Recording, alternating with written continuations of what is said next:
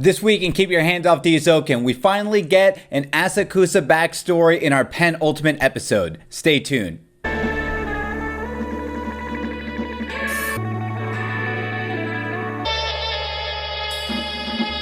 What's going on, guys? My name is DJ Milez and I'm here to review another episode of Keep Your Hands Off Eizouken. This is episode 11 titled Each Other's Existence. And before we begin with this episode, if you can go ahead and like this video and subscribe to my channel for more anime content down the road. And now let's go ahead and talk about this episode, because it seems like the girls, now that they got a bigger production, now that they have the community helping them, and right in the nick of time, it looks like things are gonna work very smoothly, right?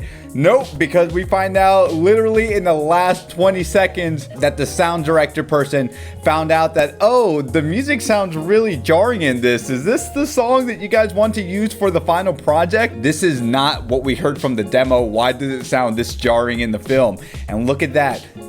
And I can tell you personally, from someone who has been DJing for 11 years, if the music does not seem to fit with the occasion or whatever environment you're in, things are gonna get very awkward very quickly. And in this case, music can make or break this particular short, and it looks like now they have super crunch time, because when they were speeding up the production or trying to make more copies of the DVD to sell and distribute for this final project of this UFO battle, we've come to find out that this music now has halted productions and now they got serious crunch time. But we'll find out how that all resolves in the finale episode of Keep Your Hands Off Eizouken. Let's go ahead and just bring it back earlier to the episode where we get more of Asakusa's backstory, because Asakusa, we've come to find out throughout the series, yes, she's shy, yes, she's definitely an introvert. We see her introduction into Kanamori, which was done in a comedic way, because of course in a PE class you have to partner up with someone to do some back stretches. Asakusa is just so tiny, there was no way in hell she was going to be able to lift up Kanamori. But it's so funny because I've actually remembered doing that when I was a kid. Did any of you guys back in PE, when PE was a thing and actually required in school, is that still a thing too? I don't know. But where you had to grab the other person and lift them just to give each other a good back stretch. And with this interaction, Kanamori tells Asakusa, hey, you know what? We were gym partners. Do you also want to help me make some money? This is where Asakusa learns the value of $1, which are like, oh my God, this 1,000 yen. I can do so much with this.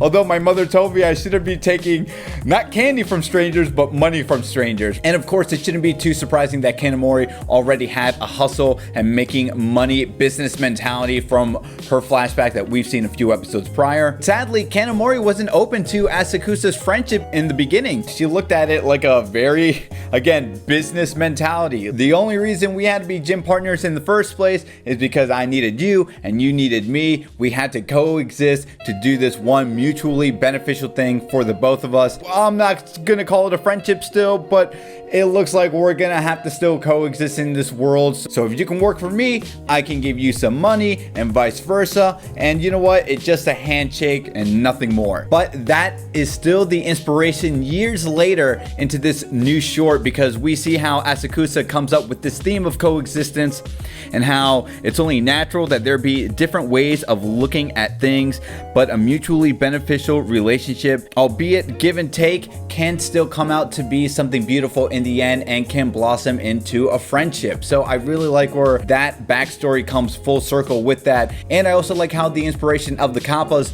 were a thing at all, because we had that one teacher who was sticking his neck out for the Eizouken Club. Yeah, remember that guy where we only saw him in the second episode and we just didn't see him up until the penultimate of this episode? Don't work more than you don't have to, and when you find the time, you play around. That's the trick to working, because you can't expect someone to be able to work with no time off or enjoyment. And I can personally say this as a YouTuber and someone who's dedicated to the cause in this medium. Yeah, I want to be ambitious and I want to work all the time, constantly looking up videos on how to improve, constantly trying to figure out editing tips and secrets and just how to make things look as pretty as they can. But I also come to realize when I stick my nose into something for hours on end, I do get a little burnt out. And I'm not burnt out that I don't want to do this anymore, but I definitely get burnt out when my face is stuck staring at a computer screen for hours on end. And it is very important to go out and take a walk, or to play video games,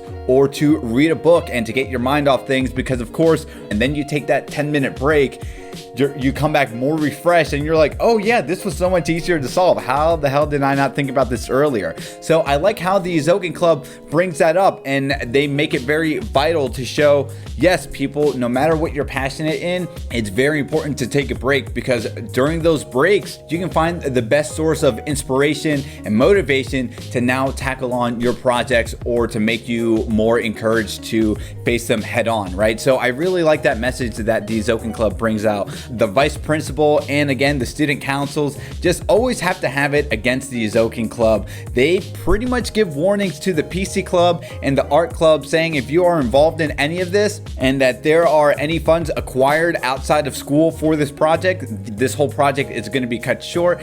But again, Kanamori, being the mastermind, even when she's sick, with the great social media skills brought to us in the previous episodes, has shown us Mizusaki's clout raised so much awareness from the local news that now that they see that the local townspeople want to help out, bring this short to an epic conclusion in the finale's episode, the school has no other choice but to give in to this, because according to the local news authorities, all they know is that because the school is allowing them to participate in a local revitalization effort, it is teaching the Eizouken Club how to learn a thing or two about business. Kanamori coming in clutch at the last second with this, but man, who would have thought? Now the school has no other choice but to help, because if they don't help and they don't see that all of this is in the process of learning how to do simple business 101 and just how to reach for help from external forces, now the school is going to look like the villains here. So kudos to Kanamori, but it is a little annoying that the school had to be so stern about this when the Eizouken Club is doing this,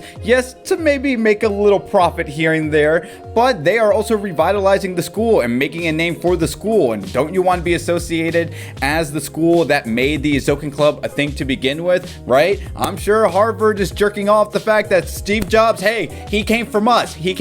Remember? That's why you should come to our school. That's all I'm gonna say. So, but someone fact checked me on that too. But there we go. That was the penultimate episode of Keep Your Hands Off the Eizouken. Did you guys learn a thing or two from this episode? I sure did. Let me know how much you liked this episode, or if you didn't like this episode. Don't forget to like this video, subscribe to my channel for more anime content down the road. My name is DJ Milez, and as I always say, to be continued, take care.